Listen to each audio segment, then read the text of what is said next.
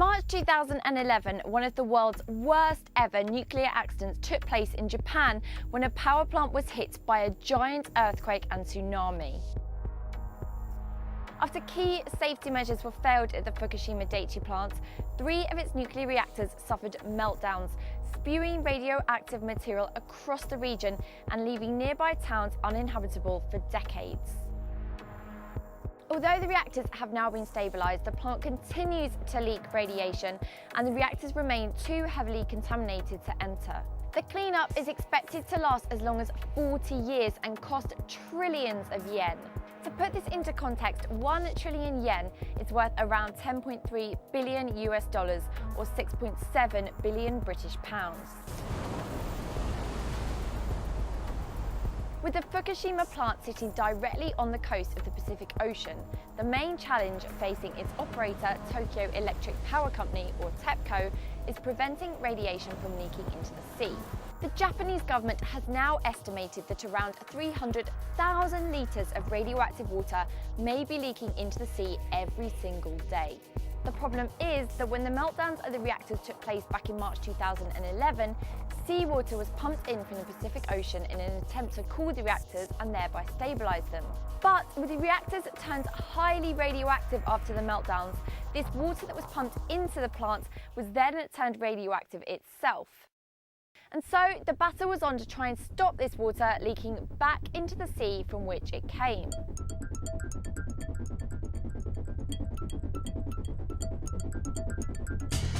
On the 2nd of April 2011, TEPCO discovered a crack between the sea and the reactor building, which was causing contaminated seawater to flow back into the Pacific Ocean at a rate of 1,000 millisieverts per hour, enough to cause acute radiation sickness. This footage shows the plant's then manager, Masao Yoshida, expressing his concerns at the time. Hello? Hello?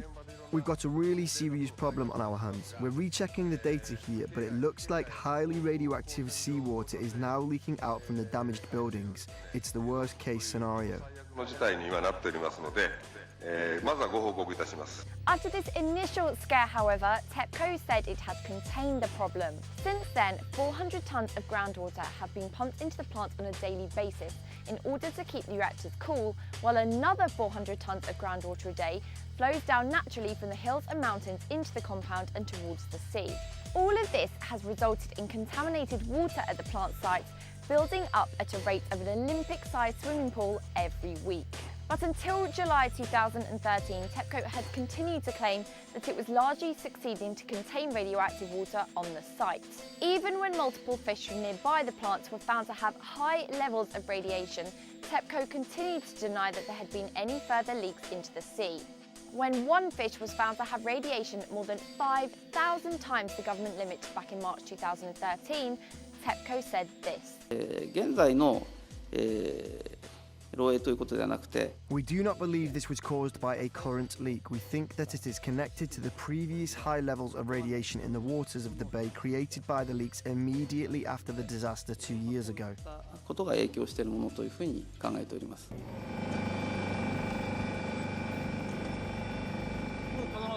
TEPCO still didn't admit that radioactive groundwater had reached the actual sea until it was highlighted by Japan's Nuclear Regulation Authority on the 10th of July 2013. After the news was made public, TEPCO's chief, Naomi Hirose, admitted the company had waited too long to make the announcement and said that 3 top officials, including himself, would be taking pay cuts for the error.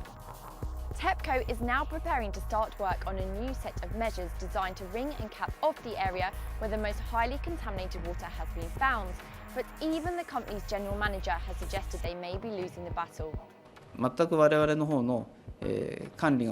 We understand that this discharge is beyond our control and we do not think that the current situation is good.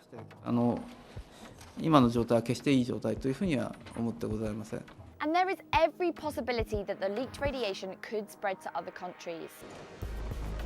In August 2011, tuna caught off the coast of Southern California was found to have low levels of radiation from the Fukushima plant. We'd love to hear your thoughts on this, so let us know in a comment below and don't forget to subscribe. We'll see you again next time.